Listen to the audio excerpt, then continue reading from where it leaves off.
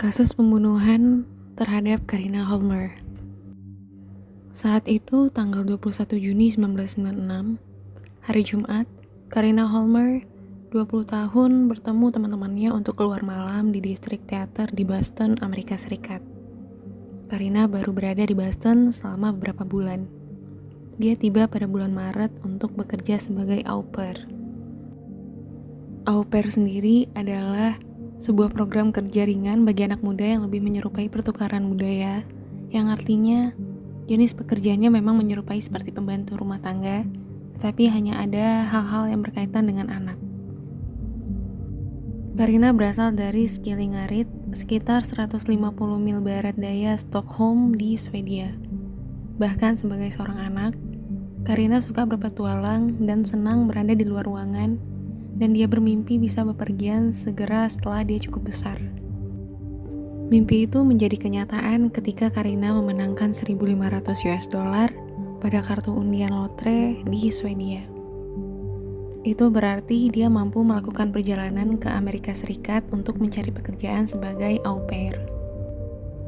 Ketika dia tiba di Amerika Serikat, dia mendapat pekerjaan sebagai au pair dengan keluarga yang tinggal di daerah kaya di Dover, sekitar 15 mil di luar Boston. Frank Rapp dan istrinya Susan Nichter memiliki 2 anak. Putra mereka duduk di kelas 1 dan putri mereka masih balita. Adalah tugas Karina untuk menjaga mereka dan membersihkan rumah selama seminggu. Susan adalah seniman yang sukses dan profesor di universitas lokal. Dia tinggal di rumah keluarga yang merupakan sebuah kondominium di pinggiran kota Dover. Frank adalah seorang fotografer komersial, dan selama seminggu dia bekerja di loteng miliknya di Boston Selatan.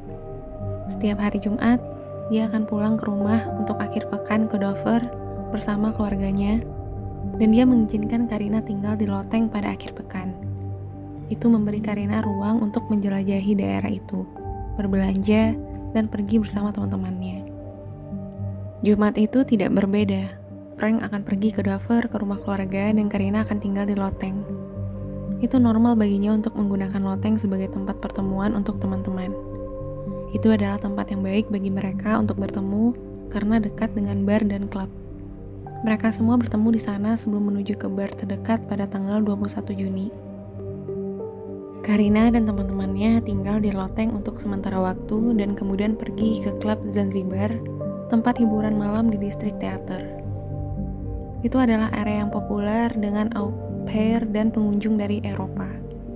Karina dan teman-temannya masih di bawah umur, tetapi mereka menggunakan ID palsu untuk mendapatkan akses ke klub. Malam itu banyak orang melihat Karina. Dia keluar dan cantik dengan rambut pirang dan kulit pucat. Dia suka bersenang-senang saat keluar dan bertemu dengan orang baru. Malam itu spesial untuknya karena mengingatkannya pada rumah. Dia sedang merayakan summer solstice, hari libur terbesar di Swedia, dan hari terpanjang dalam setahun. Karina mengobrol, minum, menari, dan menyanyi di klub. Dia memiliki malam yang menyenangkan, tapi itu menjadi malam terakhirnya.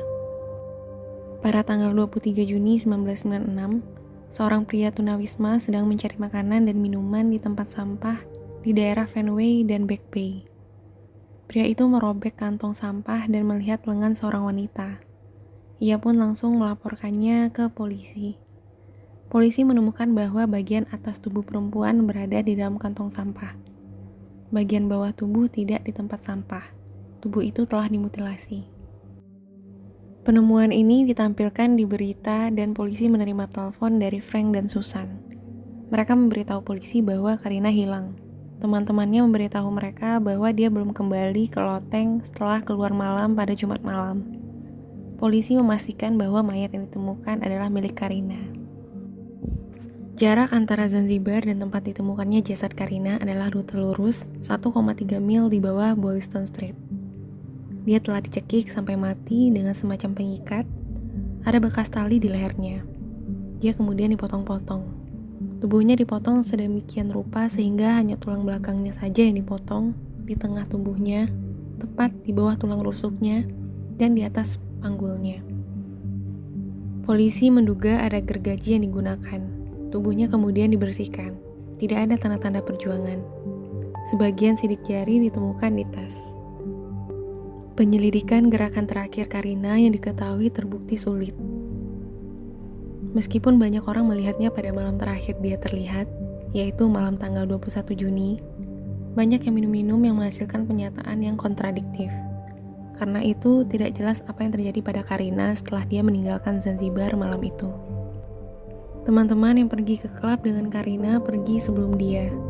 2 dari mereka pergi dengan pria yang mereka temui, dan teman ketiga sangat mabuk sehingga dia pingsan dan kemudian pergi dengan penjaga.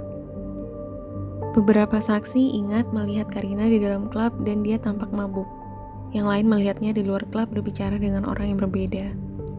Akun dari orang-orang di sana termasuk penampakannya menari dengan seorang pria tunawisma, berbicara dengan seorang pria dan anjing putihnya yang sama-sama mengenakan atasan Superman yang serasi dan berjalan di Jalan Tremont di luar Zanzibar.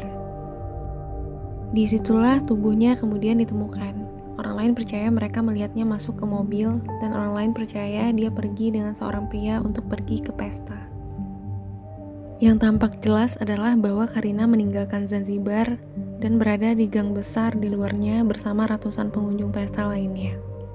Zanzibar berbagi gang dengan banyak klub lain, sehingga pada waktu tutup, orang-orang akan meninggalkan klub dan semua berakhir di gang, mencoba memutuskan kemana harus pergi atau apa yang harus dilakukan.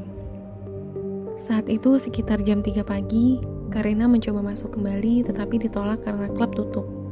Kemana dia pergi setelah itu tidak jelas, dan orang-orang percaya bahwa mereka melihatnya di area yang berbeda dan berbicara dengan orang yang berbeda. Polisi memulai penyelidikan mereka. Mereka tidak tahu di mana Karina dibunuh sehingga mereka tidak memiliki TKP. Itu membuat segalanya menjadi sulit bagi mereka karena kurangnya bukti. Mereka menggeledah apartemen yang tak terhitung jumlahnya di dekat klub dan di dekat tempat jenazah ditemukan. Beberapa orang diinterogasi terkait pembunuhan Karina, tapi tidak ada yang ditangkap atau didakwa. Polisi menanyai Frank. Mereka ingin mencoba mencari tahu apa yang membuat Karina ingin mempersingkat perjalanannya. Dia dijadwalkan kembali ke rumah pada bulan Agustus. Dia menulis surat kepada temannya, Ulrika Swenson, dan mengatakan kepadanya bahwa sesuatu yang buruk telah terjadi. Dia tidak mengatakan apa yang telah terjadi. Dia mengatakan kepadanya bahwa dia akan memberitahunya ketika dia sampai di rumah. Kakak perempuan Karina, Johanna Holmer, mengatakan bahwa Karina tidak mengatakan apapun kepadanya tentang insiden apapun yang mungkin terjadi. Dia hanya mengatakan kepadanya bahwa dia ingin pulang lebih awal dari yang direncanakan. Polisi kemudian menggeledah rumah Frank dan Susan di Dover. Tempat sampah mereka yang mereka bagikan dengan beberapa tetangga terbakar sehari setelah jasad Karina ditemukan. Abu dari sampah dikirim ke polisi Boston untuk dianalisis, tetapi tidak ada tanda-tanda sisa atau darah. Polisi berbicara dengan pria yang diyakini beberapa orang melihat Karina berbicara di luar klub. Dia ada di sana malam itu sambil berjalan-jalan dengan anjingnya. Dia memiliki seekor anjing putih, dan mereka berdua mengenakan atasan Superman yang serasi. Mereka melihatnya di rekaman pengawasan. Namun polisi tidak percaya dia terlibat pada saat itu, karena dia dihentikan oleh polisi pada malam yang sama karena pelanggaran mengemudi, dan mereka percaya garis waktu berarti dia tidak akan punya waktu untuk membunuh dan membuang jenazah. Setahun kemudian, dia ditemukan tewas di rumah saudara perempuannya dengan luka di leher dan dinyatakan sebagai bunuh diri. Mereka juga berbicara dengan seorang musisi yang tinggal di daerah itu, tetapi tidak ada yang menghubungkannya dengan pembunuhan Karina. Pada saat pembunuhannya, Karina berkencan dengan seorang polisi. Hal itu ditentukan oleh penyelidik bahwa dia memiliki alibi saat dia pergi berlibur akhir pekan itu. Agar kasus Karina terpecahkan, seseorang perlu bicara. Seseorang tahu sesuatu. Area di mana Karina mengejar klub adalah area yang sibuk dengan banyak orang. Namun ada laporan yang kontradiktif tentang apa yang Karina lakukan dan dengan siapa dia berbicara setelah dia meninggalkan klub malam itu. Penyeka mulut dan kuku Karina tidak mengungkapkan apa-apa, dan tidak ada kecocokan yang ditemukan untuk sidik jari yang ditemukan di tas tempat jenazahnya ditemukan. Sisa tubuh Karina tidak pernah ditemukan. diperlukan penyelidikan baru dan menyeluruh. Setiap orang yang ditanyai perlu dilihat kembali dan alibi serta timeline mereka dikonfirmasi. Diperbaharui dalam kasus Karina Holmer 2020, kasus ini masih belum terpecahkan. Itulah akhir dari kasus pembunuhan Karina Holmer. Sampai ketemu di cerita lainnya. God bless you.